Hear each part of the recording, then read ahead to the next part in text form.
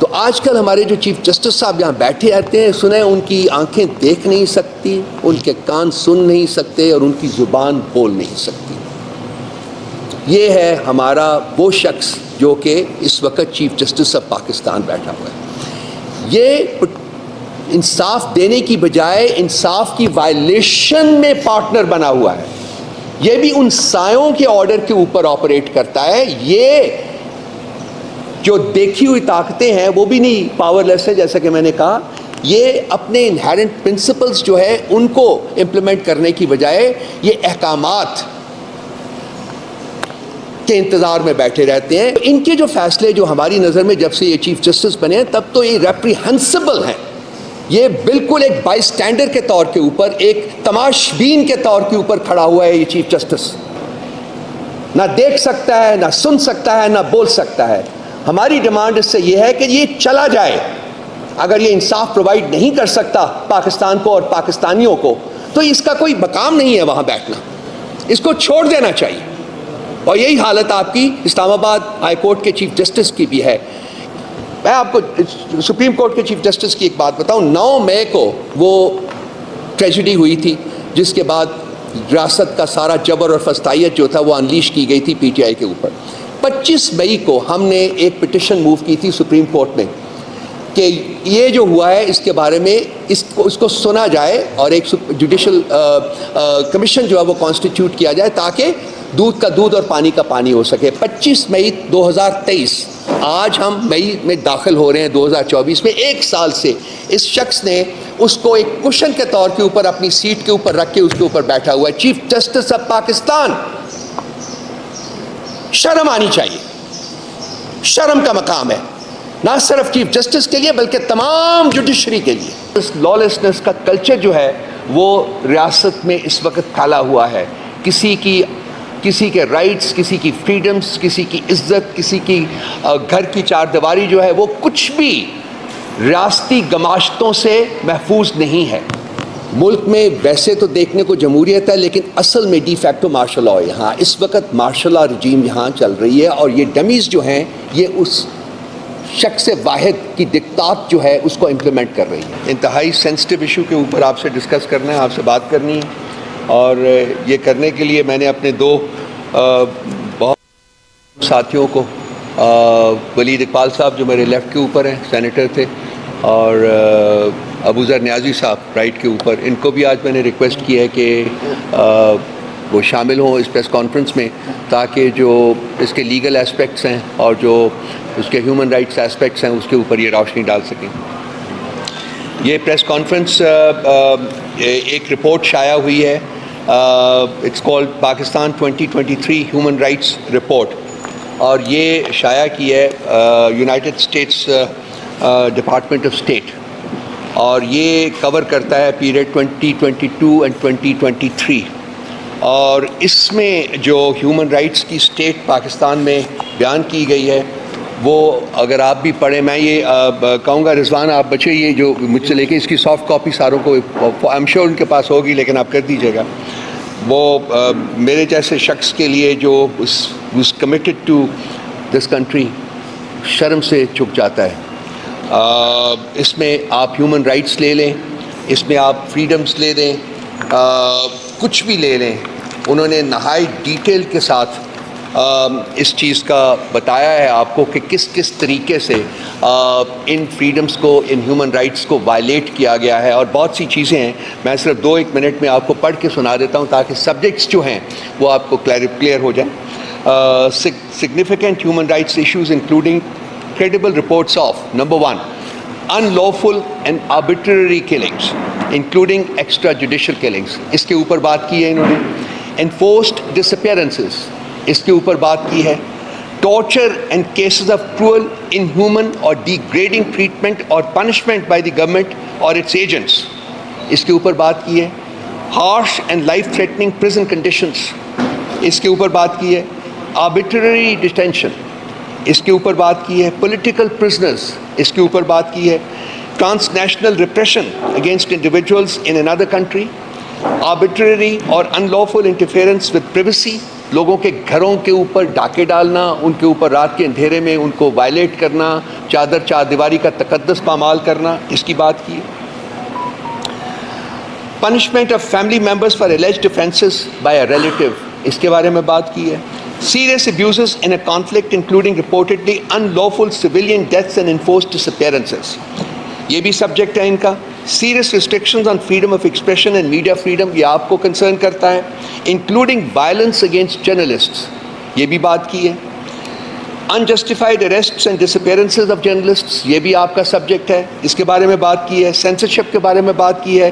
Criminal ڈیفمیشن laws جو ہیں اس کے بارے میں بات کی ہے، اور لاز اگینسٹ بلاسفیمی اس کے بارے میں بات کی ہے۔ یہ شاید ہمیں ہمارے سے زیادہ ریلیونٹ نہ ہو، لیکن جرنلسٹ کے بارے میں جو چیز ہے وہ بہت زیادہ ریلیونٹ ہے۔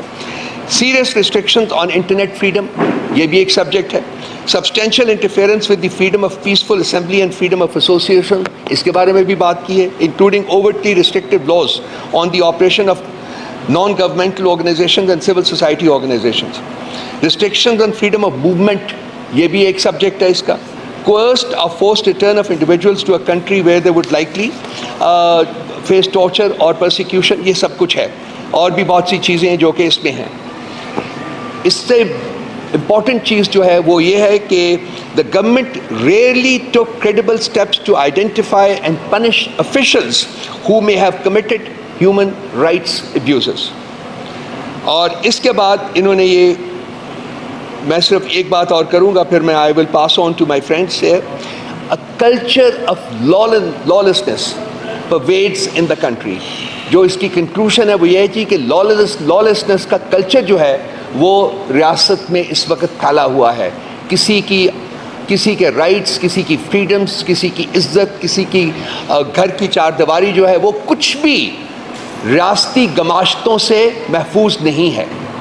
یہ ایگزیکٹو سمری ہے جس میں سے میں نے کچھ پڑھ کے آپ کو سنایا ہے، یہ 100 پیجز کے اوپر مشتمل ہے، صرف ایگزیکٹو سمری۔ جو فائنل رپورٹ ہے وہ ابھی میرے پاس نہیں پہنچی ہے، مجھے پتہ چلا ہے کہ وہ بہت ہی میسو ڈاکیومنٹ ہے، اور اس میں انتہائی گرافک طریقے سے جو ٹارچرز ہیں اور سب کو انہوں نے السٹریٹ کیا ہے، اور یہ حکومت امریکہ ان کے اسٹیٹ ڈپارٹمنٹ نے یہ پبلش کیا ہے۔ کوئی پرائم منسٹر ہے، کوئی چیف منسٹر ہے، کوئی گورنر ہے، کوئی یہ ہے، کوئی وہ ہے۔ یہ وہ طاقت ہے جو ہمیں نظر آ رہی ہے، لیکن ان کے پاس طاقت نہیں ہے، یہ کچھ کر نہیں سکتے، یہ مفقود ہیں، یہ ڈمیز ہیں، ان کی تنابیں کہیں اور سے کھینچی جاتی ہیں۔ اور دوسری طاقت وہ ہے جو کہ جن کے پاس اصل طاقت ہے لیکن وہ سایوں کی شکل میں نمودار ہے، وہ ہمیں نظر نہیں آتی، نہ وہ سامنے آنا چاہتے ہیں۔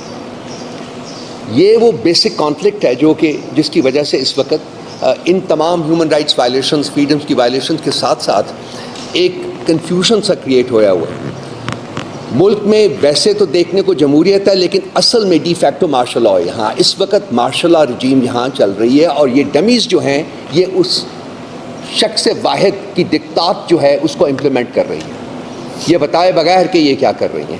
ویسے تو پارلیمنٹ بھی موجود ہے لیکن وہ ٹوٹلی پاورلیس ہے۔ جوڈیشری کے بارے میں میرے دوست بھائی ابوذر نے بات کی ہے، یہ جو کانفلکٹ ہے یہ ختم ہونا چاہیے، ان دا سینس کہ جی اگر آپ نے جمہوریت نہیں رکھنی تو پھر کہہ دیں۔ یہ ڈی فیکٹو جو ہے اس کو بڑے سے لوگوں ڈاکٹرن آف نیسیسٹی بھی اسی جوڈیشری کی کوائنج ہے، جس میں کہ یہ واٹ از ڈاکٹرن آف نیسیسٹی کہ یہ جی کہ جرم تو ہوا ہے، کانسٹیٹیوشن تو وائلیٹ ہوا ہے، لیکن چونکہ ہو گیا ہے جرم، چونکہ کانسٹیٹیوشن وائلیٹ ہو گیا ہے، اس لیے ہمارے پاس آپشن کوئی نہیں ہے سوائے اس کے کہ اس کو ہم لیجیٹیمائز کریں۔ یہ پاکستان کی تاریخ میں 1 دفعہ نہیں، 2 دفعہ نہیں، 3 دفعہ نہیں، 4 دفعہ ہوا ہے۔ اس کے علاوہ آج بھی جو آپ کے سامنے کھیل کھیلا جا رہا ہے وہ یہی ہے کہ وہ جو سائے جو ہیں جو ہمارے اوپر طاقت کی شکل میں کہیں براجمان ہیں اور نظر نہیں آتے، یہ ان کے جو عقائد ہیں یا ان کے جو احکامات ہیں اس کی تقلید کرنا یا ان کو امپلیمنٹ کرنا، یہ اسی قانون کے تحت ہی ہو رہا ہے کہ جی ہم اس طاقت کا کچھ بگاڑ نہیں سکتے۔ تو میرے کچھ سوالات ہیں۔ دیکھیں، ریاست کے بیسیکلی اسٹیبلش 3 ستون ہیں، ایک چوتھا جو آپ بیٹھے ہوئے ہیں ٹینٹیٹیولی the 4th pillar of the state، 3 legislature جو ہے وہ ریگڈ ہے، اس میں جو لوگ بیٹھے ہوئے ہیں وہ ڈیزرو نہیں کرتے وہاں، کیونکہ وہ الیکشن جیت کے نہیں آئے بلکہ ان سایوں کی پیٹرنیج کے انڈر وہاں وہ بیٹھے ہوئے ہیں۔ سو انہوں نے یہ نہیں کرنا کہ قانون ایسے بنائیں جو کہ ہیومن رائٹس کو اسٹرینتھن کریں. وہ صرف وہ کریں گے جو کہ ان کو آرڈر کیا جاتا ہے. سو چونکہ ڈومیننٹ پریزنس ہے انہی لوگوں کی ہے, اس لیے وہ ان تمام چیزوں کو ٹھیک کرنے کی پوزیشن میں نہیں ہے. اس کے بعد آپ کا ایگزیکٹو آتا ہے. ایگزیکٹو کی جو سٹیٹس ہے وہ 6 ججز کے لیٹر میں بڑی کلیئرلی ڈیفائن کی گئی ہے کہ کس طریقے سے ایگزیکٹو نہ صرف کمپلسٹ ہے کرائم میں, بلکہ ایگزیکٹو جو ہے وہ پرپیٹریٹر بھی ہے کرائم کا. وہ تمام کرائمز جس کا ذکر ابو ذر نے بھی کیا ہے, اور وہ لیٹر جو 6 ججز کا ہے اس میں بڑی ایکسپلسٹلی اس کا ذکر کیا گیا ہے, جس کو آج پاکستان کی سپریم کورٹ دبانے کی کوشش کر رہی ہے. ہونا تو یہ چاہیے تھا کہ جب وہ لیٹر آیا تو اس کے تحت ایک جوڈیشل کانفرنس کی جاتی جس میں باقی لوگوں کو بلا کے, باقی ججز کو بلا کے ان کے احساسات, ان کے تاثرات اور ان کے کامنٹس بھی لیے جاتے کہ کتنی how deep rooted is this malady of interference in affairs of the judiciary. لیکن ایگزیکٹو جو کہ کمپلسٹ ہے according to the contents of the letter, اسی کو امپاور کر دیا گیا جی کہ آپ جائیے جا کے کمیشن بنائیے, آپ جا کے کمیشن کا ہیڈ بھی بنائیں. وہ تو we are grateful to the person who was nominated as the head of the commission کہ انہوں نے کہا جی کہ میں ان ٹیوز پہ کام نہیں کر سکتا, تو یہ معاملہ آگے بڑھا ہے. لیکن ابھی تو یہ جو ایگزیکٹو بھی کمپلسٹ ہے جرم میں, ہیومن رائٹس کی وائلیشن میں, فریڈمز کی وائلیشن میں یہ کمپلسٹ ہے. اور تیسرا جو آپ کا پلر ہے وہ ہے جوڈیشری. تو آج کل ہمارے جو چیف جسٹس صاحب یہاں بیٹھے آتے ہیں, سنیں ان کی آنکھیں دیکھ نہیں سکتی, ان کے کان سن نہیں سکتے, اور ان کی زبان بول نہیں سکتی. یہ ہے ہمارا وہ شخص جو کہ اس وقت چیف جسٹس آف پاکستان بیٹھا ہوا ہے. یہ انصاف دینے کی بجائے انصاف کی وائلیشن میں پارٹنر بنا ہوا ہے. یہ بھی ان سایوں کے آرڈر کے اوپر آپریٹ کرتا ہے. یہ جو دیکھی ہوئی طاقتیں ہیں وہ بھی نہیں پاور لیس ہے, جیسا کہ میں نے کہا. یہ اپنے انہیرنٹ پرنسپلز جو ہے ان کو امپلیمنٹ کرنے کی بجائے یہ احکامات کے انتظار میں بیٹھے رہتے ہیں. جہاں میرے دوست نے, ابو ذر نے یہ بتایا ہے کہ انہوں نے کوئی اچھے فیصلے کیے ہیں, وہاں لیٹس ناٹ فرگیٹ کہ حدیبیہ پیپر ملز کا جو فیصلہ تھا وہ بھی انہوں نے کیا ہے, جس کی بیسس کے اوپر کچھ ان کے خلاف ریفرنس بھی گیا تھا, اور اس ریفرنس کو میرٹ پہ ڈیفینڈ کرنے کی بجائے انہوں نے امیونٹی لینے کی کوشش کی تھی اور ان کو دی گئی. فیض آباد دھرنے کا ججمنٹ بھی دیکھ لیجئے, وہ بھی کمپرومائز ججمنٹ ہے ان کا. تو ان کے جو فیصلے جو ہماری نظر میں جب سے یہ چیف جسٹس بنے ہیں تب تو یہ ریپریہنسبل ہیں. یہ بالکل ایک بائی اسٹینڈر کے طور کے اوپر, ایک تماش بین کے طور کے اوپر کھڑا ہوا ہے یہ چیف جسٹس, رادر دین دس کہ جسٹس انصاف کے تقاضے پورے کرے, آئین کے تقاضے پورے کرے, لوگوں کی عزت و جان و مال کو پروٹیکٹ کرے. یہ اس کی وائلیشن میں ایک پارٹنر بنا ہوا ہے. نہ دیکھ سکتا ہے, نہ سن سکتا ہے, نہ بول سکتا ہے. ہماری ڈیمانڈ اس سے یہ ہے کہ یہ چلا جائے. اگر یہ انصاف پرووائڈ نہیں کر سکتا پاکستان کو اور پاکستانیوں کو, تو اس کا کوئی مقام نہیں ہے وہاں بیٹھنا, اس کو چھوڑ دینا چاہیے. اور یہی حالت آپ کی اسلام آباد ہائی کورٹ کے چیف جسٹس کی بھی ہے. میں آپ کو سپریم کورٹ کے چیف جسٹس کی ایک بات بتاؤں. 9 مئی کو وہ ٹریجڈی ہوئی تھی جس کے بعد ریاست کا سارا جبر اور فسطائیت جو تھا وہ انلیش کی گئی تھی پی ٹی آئی کے اوپر. 25 مئی کو ہم نے ایک پٹیشن موو کی تھی سپریم کورٹ میں کہ یہ جو ہوا ہے اس کے بارے میں اس کو سنا جائے اور ایک جوڈیشل کمیشن جو ہے وہ کانسٹیٹیوٹ کیا جائے تاکہ دودھ کا دودھ اور پانی کا پانی ہو سکے. 25 مئی 2023, آج ہم مئی میں داخل ہو رہے ہیں 2024 میں. 1 سال سے اس شخص نے اس کو ایک کشن کے طور کے اوپر اپنی سیٹ کے اوپر رکھ کے اس کے اوپر بیٹھا ہوا ہے. چیف جسٹس آف پاکستان, شرم آنی چاہیے.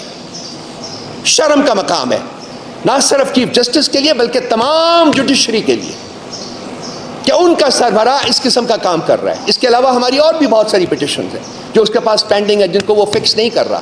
اسی طرح سے اسلام آباد ہائی کورٹ کا چیف جسٹس بھی ہماری پٹیشن کو فکس نہیں کر رہا. تو کیا ہماری تقدیر میں ایسے لوگ لکھے ہوئے ہیں؟ تو یہ ایک لمحہ فکریہ میرے دوستوں, بھائیوں, آپ کے لیے بھی, کیونکہ آپ کے بارے میں بھی اس میں تقریباً 10-12 پیجز جو ہے نا وہ انہوں نے ڈیووٹ کیے ہوئے کہ کس طریقے سے آپ کی فریڈمز جو ہے ان کو بھی کمپرومائز کیا گیا, آپ کو ان سے ڈپرائیو کیا گیا. یہ ہم بھیج رہے ہیں آپ کو, یہ دیکھیے گا. اور میں انشاءاللہ تعالیٰ عنقریب جب کہ کمپلیٹ والیوم ہمارے پاس آتا ہے تو میں چاہوں گا کہ دوبارہ آپ سے انگیج کروں, دوبارہ آپ کے ساتھ بات چیت کروں اپنے انہی دوستوں کے ساتھ. بہت مہربانی آپ کی, کوئی سوالات ہوں تو ہم حاضر ہیں, میرے دوست حاضر ہیں, پوچھ لیجیے.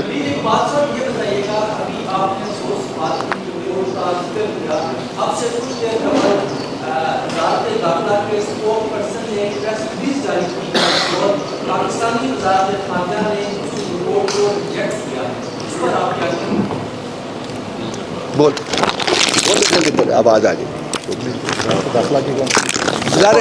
وزارت خارجہ نے, اس کے اسپوکس پرسن نے ریجیکٹ کیا ہے جی, تو وہ داخلہ کی ہماری نہیں وہ اسی فارن آفس. تو وہ میرے بھائی ان کے پاس آپشن کیا تھا سوائے اس کے ریجیکٹ کرنے کے؟ میں دعا دے دیتا ہوں. میں عرض کرتا ہوں, یہ ایسے ہی ہے افسوس کے ساتھ, یہ ایسے ہی ہے جیسے الٹا چور کوتوال کو ڈانٹ رہا ہوں.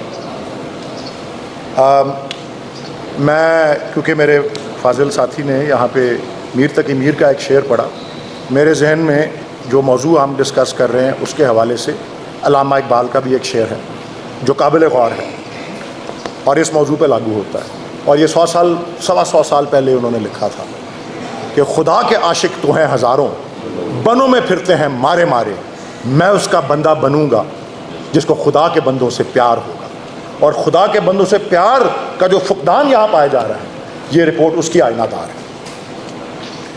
اور پاکستان کی کرنٹ تقدیر کے اوپر فیض صاحب نے بھی ایک لکھی تھی, وہ یوم آزادی کے اوپر, یہ داغ داغ اجالا یہ شب گزیدہ سحر, وہ انتظار تھا جس کا یہ وہ سحر تو نہیں, یہ وہ سحر تو نہیں جس کی آرزو لے کر چلے تھے یار کہ مل جائے گی کہیں فلک کے دشت پر تاروں کی آخری منزل, کہیں تو ہوگا شب سست موج کا ساحل, کہیں تو جا کے رکے گا سفینہ غم دل. تو بھائی یہ چل رہا ہے 76 سال سے, یہ رکنے کو آ نہیں رہا, انہی مجرموں کی وجہ سے جن کو پن پوائنٹ ہم نے کیا ہے, خاص کر جوڈیشل کرمنلز جو بیٹھے ہوئے ہیں ہمارے پاس. شکریہ.